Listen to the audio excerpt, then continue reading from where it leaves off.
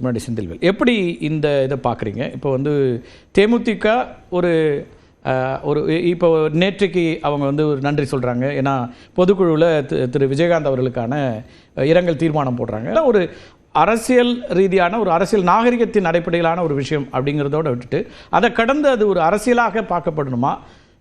திரு செல்வ பெருந்தகையோ திரு திருமாவளவன் அவர்களோ சொல்கிறத எப்படி பார்க்குறீங்க? அவங்க கருத்துங்கிறது இது ஒரு நட்படிப்படையாக சொல்கிறாங்களா அல்லது தீவிரமாக எதிர்பார்க்குறாங்கன்னு பார்க்கணுமா? அவங்க தீவிரமாக எதிர்பார்க்குற மாதிரி எனக்கு தெரியலை. சரி, அரசியல் நாகரிகமாகத்தான் பரஸ்பரம் இந்த கருத்துக்கள் பரிமாறப்படுவதாகத்தான் நான் நினைக்கிறேன். ஆனால் அதை தாண்டி அந்த அரசியல் நாகரிகம் அப்படிங்கிறது இப்போது சகோதரர் பார்த்தசாரதி அவர்கள் பேசுகின்ற பொழுது கூட யாரையும் காயப்படுத்தி விடக்கூடாது அப்படிங்கிற அந்த ரொம்ப கண்ணியமாகவும் கான்சியஸாகவும் பேசுகிறேன். அது பாராட்டத்தக்கது. அது இயல்புலே தேமுதிகவில் இருக்கிற பல பேருக்கும் அது உண்டு.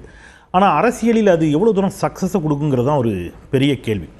நீங்கள் ஏதேனும் ஒரு உறுதியான நிலைப்பாட்டிற்கு வரல அப்படின்னா அரசியலில் அது அடுத்த கட்டத்துக்கு நகர்த்து காலம் இருக்குல்ல. இல்லை, அது அது அந்த இடம் தான். தேமுதிக கடந்த காலங்களில் செய்த தவறுகளை நான் கொஞ்சம் நினைவூட்டினா சரியாக இருக்கும். 2019 தேர்தல் அப்போ வண்டலூரில் நம்முடைய பிரதமர் மரியாதைக்குரிய நரேந்திர மோடி அவர்கள் பரப்புரைக்காக வருகிறார். 2019 தேர்தல் வண்டலூரில் பிரம்மாண்டமான கூட்டம். நான் செய்தி சேகரிக்க போயிருக்கிறேன். ஹெலிகாப்டரில் வந்து அவர் இறங்குற வரைக்கும் விஜயகாந்த் அவர்கள் இந்த கூட்டணியில் இருக்கிறாரா இல்லையாங்கிறத குழப்பம். நீங்கள் வந்து என்ன பண்ணாங்கன்னா அவருடைய அந்த கட் அவுட்டை வந்து கீழே வச்சுருந்தாங்க. அவர் வரப்போகிறாரா அதை நிப்பாட்டுறதா இல்லையான்னு எல்இடி டிவியில் 2ஆக வச்சு செக் பண்ணி பார்த்தாங்க. விஜயகாந்த் இருந்து ஒரு எல்இடி விஜயகாந்த். அப்போ அந்த கடைசி நிமிடம் வரை தேமுதிக முடிவெடுப்பதில் இருக்கக்கூடிய சிக்கல்கள் இருக்குல்ல. இப்போ நீங்கள் ஒரு கூட்டணி இயல்பாக இன்றைக்கி திமுக கூட்டணி ஏன் வலுவாக இருக்குது அப்படின்னு கேட்டிங்கன்னா அவங்க வந்து சீட் அடிப்படையில் ஒன்றும் சேரல. நீங்கள் ஒரு கட்டத்தில் அவங்களும் கடுமையான முரண்பாடுகளோடு இருந்தவர்கள் தான். ஆனால் பாஜகவிற்கு எதிரான போராட்டங்களை தனித்தனியாக நடத்த ஆரம்பிக்கிறாங்க. அப்புறம் ஒரு கூட்டமைப்பு வராங்க. பாஜக எதிர்ப்பு என்ற அடிப்படையில் எல்லோரும் ஓரிணையில் இணைந்த ஒரு காரணமாக இன்றைக்கி அவங்க ரொம்ப ஸ்ட்ராங்காக நின்றுட்டாங்க. தேமுதிகவுக்கு அந்த மாதிரியான எதிர்ப்பு ஏதாவது இருக்கா? இப்போ பாஜகவுக்கு உறுதியான எதிர்ப்பு திமுக, அதிமுகவுக்கு உறுதியான எதிர்ப்பு திமுக, திமுகவுக்கோ கம்யூனிஸ்ட் கட்சிக்கோ விசிகாவுக்கோ உறுதியான எதிர்ப்பு வந்து பாஜக. இப்போ தேமுதிகவுக்கு மிக உறுதியான எதிரி யார்? ஐடியாலஜிக்கல் எதிரி யார் அல்லது களத்தில் எதிரியார்? ஈவன் நேற்று இப்போ சமீபத்தில் அரசியல் கட்சி தொடங்கி இருக்கக்கூடிய திரு விஜய் அவர்கள் கூட தன்னுடைய அரசியல் எதிரி திமுக, ஐடியாலஜி எதிரி பாஜகன்னு வெளிப்படையாக சொல்லிட்டாரு. அந்த மாதிரியான எந்த ஒரு தன்னுடைய எதிரி யார் என்பதை இந்த நிமிடம் வரைக்கும் தெளிவுபடுத்தாமல் இருப்பது தேமுதிகவுடைய ஒரு பெரிய பலவீனமாக இருக்குதோ அப்படின்னு நான் நினைக்கிறேன். அவர்களுடைய மற்ற அவருடைய தொண்டர்கள் கேப்டன் விஜயகாந்த் அவர்களுக்கு இருக்கக்கூடிய இப்படி பாருங்களேன். அதாவது பிரேமலதா அவர்களிடம் கேட்குறாங்க, கூட்டணியிலே தொடருங்கன்னு திரு முனுசாமி சொல்கிறாரே அப்படின்னு.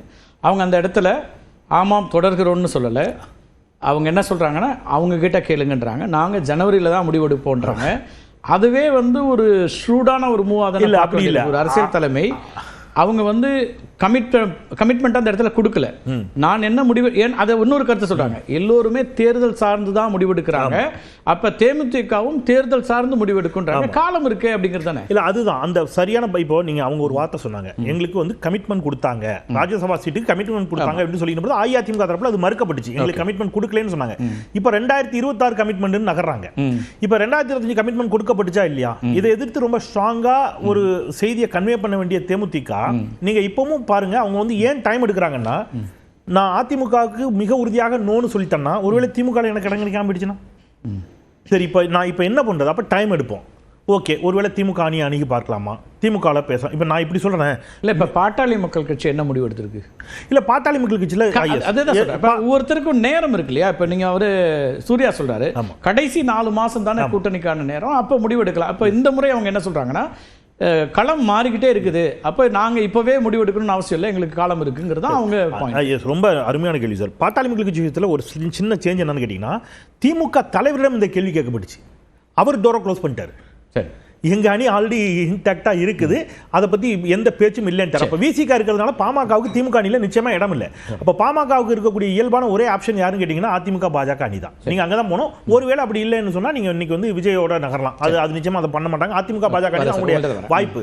ஆனால் தேமுதிகவுக்கு அப்படி இல்லைங்கிற நான் திருப்பி என்ன சொல்கிறேன், இப்போ விசிகாட்ட கேட்டிங்கன்னா நாங்கள் யாரோட வேணாலும் சேருவோம், பாஜக பாமக அணியில் சேர மாட்டோம் அப்படிங்கிறது இவர்களுக்கு.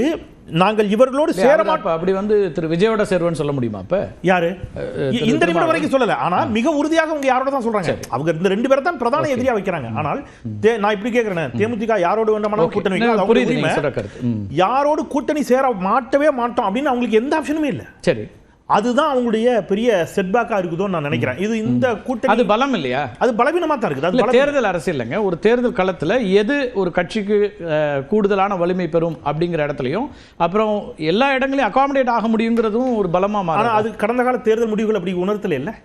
இப்ப நீங்க அதை பேசலாம். அது சட்டமன்ற எதிர்க்கட்சி தலைவராக கேப்டன் விஜயகாந்த் அவர்கள் வந்தார். ஆனால் அதன் பிறகு தேமுதிகவினுடைய வளர்ச்சி என்பது என்னவாக இருந்துச்சு? அது பெரிய அளவில் வளர்ச்சி அடையல அப்படிங்கிறது அது ஒரு அப்படி ஒருவேளை நான் உங்க இதுக்கு அது நான் அந்த வாக்கு சதவீத அடிப்படையில் நீங்க சொல்றதெல்லாம் ஃபேக்ட்ஸ், கடந்த கால தேர்தல் முடிவு எல்லாம் இருக்கு. ஆனா திரு செல்வ பெருந்தகையோ திரு திருமாவளவன் அவர்களோ அப்படி அதை குறைச்சு மதிப்பிட்டதா தெரியல. இன்னைக்கு அவங்க பத்திரிகையாளர் சந்திப்புல இல்ல, அவங்க திரு கேப்டன் விஜயகாந்த் அவர்கள் மீது இருக்கக்கூடிய தனிப்பட்ட மதிப்பு அவங்களுக்கு எல்லாருக்குமே இருக்குது. நீங்க அப்படி பாத்தீங்கன்னா இவங்க எதிரணி அது வேற, தேர்தல் கணக்குல வரும்போது தனிப்பட்ட மதிப்பு மட்டும் வச்சு பண்ண மாட்டாங்க. அதுதான் இப்போ அதுதான் சொன்னேன். இப்போ நீங்க இதே பாமக பத்தி திருமாவளவன் கேட்டீங்கன்னா மாட்டேன்னு தானே சொல்லியிருப்பாரு. ஆமா, நிச்சயமா அதுதான் சொன்னேன். அப்ப தேமுதிக வரதுல அவங்களுக்கு ஆட்சேபணம் இல்ல. ஆனால் முடிவெடுக்க வேண்டிய இடத்துல யார் தான் இருக்கிறாங்க? ஓகே, நான் வரேன். திரு பார்சார், ஒரு தேமுதிகவுக்கு எதிரின்னு யாருமே இல்லையேங்கிற ஒரு கேள்வி தான் சொல்ற கருத்து வந்து 2019 மோடி அவர்கள் வண்டலூரில் வரும்போது பேனர் வைக்க முடியல. அதுக்கு காரணம் என்னன்னாக்கா, எங்களுடைய கூட்டணி முடிவாகல. எங்களுக்கு எத்தனை சீட்டு ஒதுக்குவாங்கன்னு சொல்லி ஒதுக்கல. அந்த ஒதுக்காக போய் நாங்கள் எப்படி அந்த கூட்டணியில் போய் உட்கார முடியும் சொல்லுங்க? ஒரு தலைவராக இருக்காரு, ஒரு கூட்டணி தொகுதியை ஒதுக்காம, எந்தெந்த தொகுதியும் கொடுக்காம, எவ்வளவு சீட்டுன்னு ஒதுக்காம இருக்க அந்த பிரச்சனையால தான் அந்த மீட்டிங்கு தலைவராலையும் ஐ திங்க் எனக்கு தெரிஞ்சு தேமுதிக கூட்டணின்னு தொடங்கிய காலத்திலேருந்தே அது இப்படிதான். கோயம்புத்தூர் மாநாட்டுக்கும் போல பண்டுட்டி ராமச்சந்திரன் அவர்கள் தான் போனாரு. அப்பவும் சீட்டு முடிவாகல. இல்ல நான் ஒரு நிமிஷம் என்னோட சொன்னாரு எதிரி யாருன்னு. 2000 ஆரம்பிச்சு கட்சியில அன்னைக்கு தைரியமாக கலைஞரையும் ஜெயலலிதாவும் எதிர்த்து ஒரு கட்சி இயக்கத்தை ஆரம்பிச்சவர் கேப்டன் தான். தொடர்ந்து ஒரு 6 வருஷம் 2006 சட்டமன்ற தேர்தல், அதன் பிறகு அனைத்து இடைத்தேர்தல், ஏன் அன்றைக்கு இருந்த அதிமுகவே ஒரு 5 தேர்தல்கள் இடைத்தேர்தல் நிற்கல. ஆனால் தைரியமாக தேமுதிக நின்று 25% வாக்குகளை வாங்கிய கட்சி தான் தேமுதிக. அதே போல அத்தனை உள்ளாட்சி தேர்தல். அதன் பிறகு 2011 அதிமுக கூட்டணி எங்களை வர வேண்டும் என்று அவங்களை அழைத்தார்கள். ஒத்துமொட்ட தொண்டரோடு சேர்த்து நாங்கள் போனோம். அது வெற்றி பெற்றோம். அன்னைக்கு திமுக எதிர்கட்சியோட வர முடியல. சரி, அப்படிப்பட்ட கூட்டணி வெற்றி கூட்டணி. அங்கிருந்து தான் அவர் ரீகால் பண்ணார். 2011 அதிமுக உங்களை தேடி வந்தது. நீங்க கூட்டணிக்கு வரணும்னு பேசினாங்க. அதெல்லாம் நமக்கு தெரியும். கடந்த காலங்களில் என்னெல்லாம் நடந்துச்சு. தேமுதிக வர வேண்டும் என்று திமுக அப்போதைய தலைவர் கருணாநிதி அவர்களும் பழம் நழுவி பால்ல விழுன்னு சொன்னாரு. அது அங்க போய் விழுந்தது. அப்போ அந்த டிமாண்ட் இப்ப இருக்கான்னு திமுக நான் அப்பயும் சொல்றேங்க. 2009 எங்களை எதிர்பார்த்தார்கள், 2011 கூட்டணிக்கு எதிர்பார்த்தார்கள், 2016 எதிர்பார்த்தாங்க, 2019 எதிர்பார்த்தார். இந்த திமுக வந்து எங்களை வந்து எதிர்பார்க்கல இல்ல. எத்தனையோ அது வெளிப்படையா அவர் பத்திரிகா சந்திப்பிலே சொன்னாரு. உங்களை எதிர்பார்த்ததுங்கிறதுல மாற்று. அது வந்து 2014 இல்ல. இப்ப என்ன அங்க சொல்ல வருதுன்னா, 2 பேருமே 2011 16 அதான் அது 16 சொன்னாரு. அப்புறம் நீங்க வந்து தனி கூட்டணி அமைச்சீங்க. அதுக்கு முதலமைச்சர் வேட்பாளர் போனாரு. நான் சொல்ல வரல 2011 அதிமுக கிட்ட இருந்து உங்களுக்கு பெரிய ஒரு அழைப்போ, 2016 இருந்து திமுக அழைப்போ இருக்கிற போது, இப்ப ராஜ்யசபான்னு ஒரு இடத்துக்கு நீங்க பத்திரிகையாளர் சந்திப்பு 2 முறை வைத்து நீங்க வந்து இது உங்களுடைய கடமை அப்படின்னு வெளிப்படையா அவங்க கடுமையாக சொல்லி, அதுக்கு பிறகும் அது நடக்கல அப்படிங்கும் போதும் அவர் என்ன சொல்றாரு, இன்னமும் இப்போ வந்து நீங்க வந்து எல்லோருக்கும் நாங்க வந்து ஈக்குவலான ஒரு டிஸ்டன்ஸ்ல இருக்கோம்னு தான் சொல்ல முடியுதே தவிர அவங்க ஒரு ஸ்ட்ராங் லைன் எடுக்க முடியலங்கிறார். அதான இந்த சம்பவம் நடக்கும்போது நாங்க பொதுக்குழு நடத்தி முடிச்சிட்டோம். ஓகே, அந்த பொதுக்குழுல நாங்க 30ஆம் தேதி கடலூர் மாநாடு நடத்துவோம். அப்போது கூட்டணியை பற்றி அறிவிப்போன்னு சொல்லிவிட்டாங்க. அதன் பிறகு இந்த ராஜ்யசபா சீட்டு விவகாரமாக எங்களுடைய கழகத்துடைய இப்போ பொருளாளர் அண்ணன் சுதீஷ் அவர்கள் நேரடியாக எடப்பாடி இல்லத்துக்கு போய் சென்று பேச்சுவார்த்தை நடத்தப்பட்டது. அப்போது அவர்கள் ஒரு கருத்து சொல்லியிருக்கிறாங்க, அவங்களுடைய நிலைப்பாட்டை சொல்லியிருக்காங்க. ஸோ அது வந்து ஒரு சிலது ஏற்றுக்கொள்ள மனநிலையில் இருக்குது. இருந்தாலும் நம்பிக்கையில் இருந்தோம். நாளைக்கு மறுநாள் நமக்கு அறிவித்தாலும் அறிவிக்கல. அது அந்த அறிவிப்பில் 26 கொடுப்பேன் சொன்னார்கள். சரி, பொறுத்திருந்து பார்ப்போம் தான் நாங்கள் இப்போதும் பொறுத்து கொண்டு இருக்கிறோம். அதனால அவர் சொல்றது போல எங்களுக்கு எதிரி இல்லைன்னு முதல்ல 2006 இன்னைக்கு நீங்க கட்சி தொடங்கிய போது 2 பேரும் எதிரிகள். அதுல மாற்று கருத்து இல்ல. திமுக அதிமுக 2 எதிரி. சரி, இல்ல இன்னைக்கு சொல்லலாம் சார், யார் வேணா இன்னைக்கு எதிரியா இருக்காங்க ஆரம்பிக்கும் போது சொல்லலாம். நாங்க தொடர்ந்து 14-15 வருஷமா எதிரியா சொல்லிட்டோம். சோ ஒரு கூட்டணியில போயாச்சு. கூட்டணியில போனோம்னா அப்ப திமுக தான் நாங்க எதிரியா எல்லா இடத்துல பிரச்சாரம் செய்து கொண்டிருக்கிறோம். அதனால வாக்கு வங்கி குறைஞ்சதுன்றதெல்லாம் கிடையாது. இன்னைக்கு பாத்தீங்கன்னா திமுக ஏற்றம் இருக்குது, இறக்கம் இருக்குது.